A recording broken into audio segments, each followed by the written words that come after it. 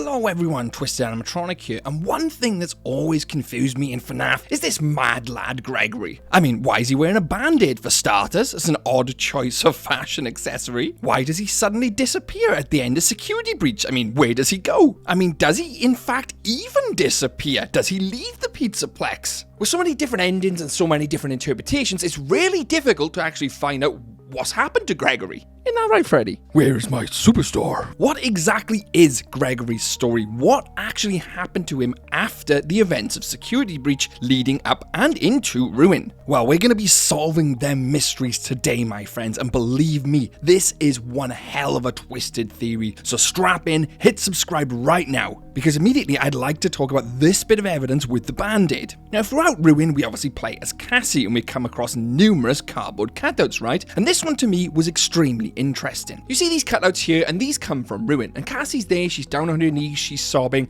and next to her is Gregory, and he's obviously comforting her. But have you noticed something? A certain fashion accessory on his cheek seems to be missing. That's right, he doesn't have a Band-Aid. And I thought that was pretty odd, but at first I thought, perhaps this is showing us the time Cassie had her birthday party and nobody showed up, right? That would make sense why he's there comforting her and she's crying. Well, that's what I thought, but then you have Roxy actually say this. Have you booked your party? I'm sure your friends will show up this time. That tells me that Roxy was there and nobody else. Gregory was not there, so this scene doesn't relate to her birthday party. This is sometime either A, before Security Breach, or B, after it. And here's the thing, I believe this was just after her birthday party. You know, we see the rooms where the guests have their birthday parties in Security Breach. I believe Cassie had her birthday party all on her own with Roxy, left, got really upset outside the room, was on her knees crying, and this is where Gregory seemingly comes into play and comes along. That would then explain why there's no Band-Aid on his face, right? He must literally get that just before Security Breach's playthrough. Now, I know it's not really important, Gregory's Band-Aid, but it's always bugged me, and I really wanted to nail down the reasons. And when I say reasons, I mean why he didn't have one in these posters but does in Security Breach. Now we'll finalize that once and for all later in the video, because right now I really want to focus on the topic, which is what actually happened to Gregory at the end of Security Breach. Does he actually go missing? We see numerous times throughout Security Breach, Ruin, and even in one of the endings that he goes missing. You know, the ending where Gregory's in an alley and he puts like a newspaper over him covering himself, and you've got the missing poster literally on that newspaper. Even in Ruin's playthrough as Cassie, there are numerous missing posters. Again, I'd like to point out that these feature his Band-Aid. So does that mean then that after the collapse of the Pizzaplex, which we know evidently happens because the start of Ruin is literally at the collapsed Pizzaplex, does it mean that he just goes missing, never returns home? I mean, that then makes sense and lines up with the missing posters we see throughout Ruin in like Cassie's memories or the AR world. All of these pieces of evidence point to the fact that Gregory never went home after the Pizzaplex, right? Well, that isn't true because that doesn't line up with Cassie's attitude in Ruin. I know, you're probably scratching your head thinking, Cassie's attitude in Ruin? Yes, 100% Cassie's attitude. Throughout Ruin's playthrough, we can clearly tell that Cassie has so much empathy for all the animatronics. She literally feels sorry for Chica, even though she's literally a killing machine. She feels sorry for Roxy, and just has so much empathy throughout the playthrough. So then why is she so annoyed at Gregory in her tone and everything else? I mean, if he was missing, trapped in this abandoned Pizzaplex, she'd be worried sick, right? That doesn't seem to be the case. Almost as if he wasn't missing and he's playing a prank on Cassie. Help me, Cassie, I'm trapped. Help me, Cassie, I'm trapped in the head. We literally know from the newest book, Escape from the Pizzaplex, and the book GGY, that Gregory was a massive prankster. And not only that, she'd be so upset if Gregory had been missing for several months, and we just don't feel that coming through in Ruin. In fact, she just seems more annoyed. When in fact, in one piece of dialogue, she's really annoyed that she has to walk over to the other side of the Pizzaplex. Now, if your best friend was in mortal danger and been missing for several months, you wouldn't be annoyed to go and find them. You'd be wanting to find them immediately. You wouldn't be like, oh, that's all the way over the other side of the Pizzaplex. I don't want to go in there. I don't want to save you. That's because he hasn't been missing for several months. He must have literally seen her very recently and is almost at sure that she has to go in there and find him. That explains her attitude in Ruin, showing that at that point in time, Gregory hasn't been missing several months. And the missing poster we see in one of the endings is exactly that. An ending which doesn't happen. We know that doesn't happen because in that ending, Gregory literally gets killed by Vanny. But then how do we explain the other missing posters in FNAF Ruin? Well, that's simple. At that point in time where she sees the missing posters and the cardboard cutouts is in the AR world. We don't actually physically see them posters in the real world. Therefore, this could be all Cassie's fears coming to fruition, coming to, the forefront of her mind. We know the Vanny mask she is wearing is manipulating her perception of things, bringing all her fears out. We know this is the Mimic's doing, and helped by that probe which is inserted in her frontal lobe, right? Don't know why my hand was up there, but But then if Gregory hasn't been missing for several months before Ruin, what has he been up to? Where has he been? And where is Freddy? I want to see my little boy.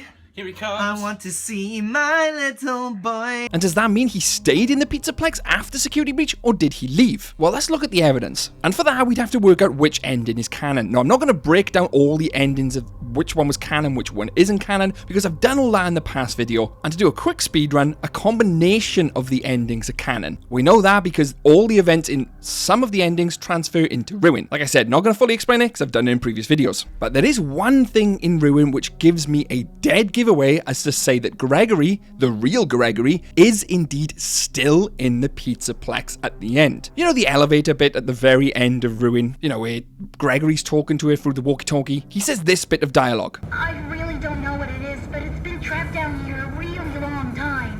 That bit of dialogue right there tells me he is still in the Pizzaplex. Otherwise, you wouldn't say it's been trapped here a really long time. You'd say it's been trapped in there or down there, indicating you're away from that location. The choice of wording matters massively in FNAF and at this point in time. And I know you might be thinking, well, we don't see him in the Pizzaplex and we're in the Pizzaplex in Ruin, so how is he not there? Well, think logically for a second. Do we go to every single area of this abandoned Pizzaplex in Ruin? No. In fact, there are several massive areas which feature hugely in the main game which we don't explore. The main auditorium, the Faz Kids, the place where Music Man was. There's so many locations we don't even see. So to say he isn't there without fully exploring all the locations doesn't make sense. We also know he has numerous hidey holes which he was living in throughout the Pizzaplex. All the little rooms we go into in Security Breach as Gregory? Well, believe it or not, that's where he was actually living in GGY and in the book Escape the Pizzaplex. These little cubby holes, which we thought belonged to Mike and anyone else we could theorize, actually, they belonged to Gregory. That's where he was staying in the Pizzaplex, using them to stay after hours. It could even be possible he was still in one of these rooms during Ruin. Granted, it might be completely destroyed, or at least nowhere near as habitable as it was in Security Breach, but it's an option. You see, what I believe actually happened and where Gregory went after Security Breach's ending is he decided to take down the big bad, the big nasty, which is the Mimic. He frees Vanessa. In this instance, she's no longer Vanny. They work together to go and find the MXEX. We know this because someone takes it away from the original location. We literally know that from the trailer and from that little teaser in the Help Wanted 2 update. Someone drives there, puts the MXEX in the back of the van which looks suspiciously like the van at the ending of one of Security Breach's ending, with Gregory driving the van with Freddy. But what actually happens is Vanessa, Gregory and Freddy go get the MXEX, almost butchered that name then, take it to the Pizzaplex to try and control/contain the Mimic. They are then making the preparations to keep the Mimic under control, all while the Mimic is contacting Cassie to bring her to the Pizzaplex to undo Gregory, Freddy, and Vanessa's work. This then confidently explains two things. One, that Gregory did leave the Pizzaplex even for a short while to go and get the MXEX, but returned because someone had to bring it there, right? And when he did return,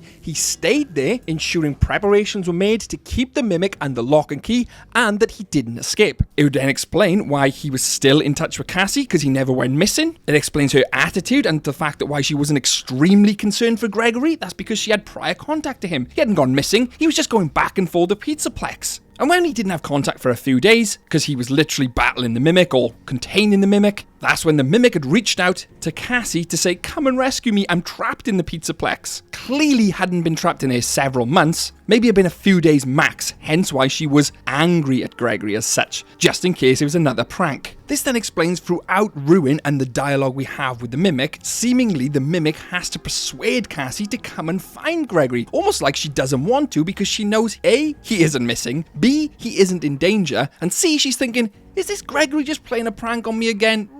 it may be, but if it's real, I could never live with myself, so I will go and find him. Hence why the mimic is constantly like, oh, please come and save me, Cassie, please, it's got me trapped. And she's like, oh, it's all the way over the other end of the pizzaplex, Gregory. Really? Must I come and do it? And like, yeah, please. She's like, oh, okay, this best not be another prank again.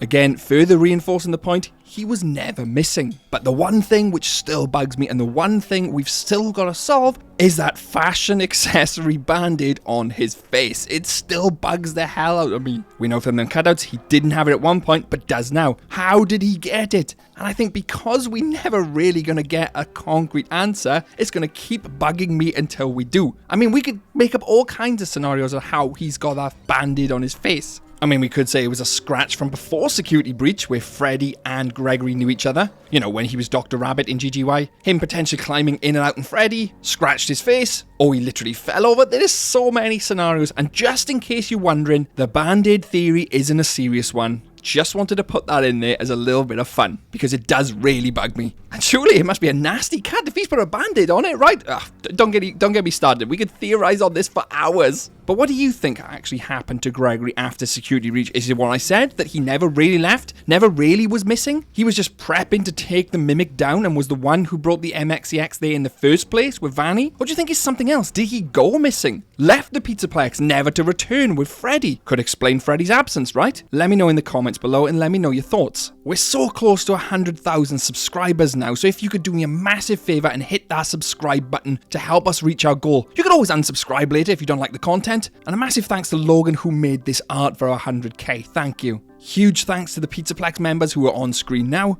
Lauren, Rena, Fox, Queen Bubbles, our Golden Endos, and Penguin Lover 12 and Circus Bay who are Twisted Fazbear CEOs. Couldn't do this without you guys. As always, I'm Twisted Animatronic. Stay safe out there, superstars. Help, Cassie, I'm trapped in the head. Help me, Cassie. Oh, Freddy's trapped me. Oh.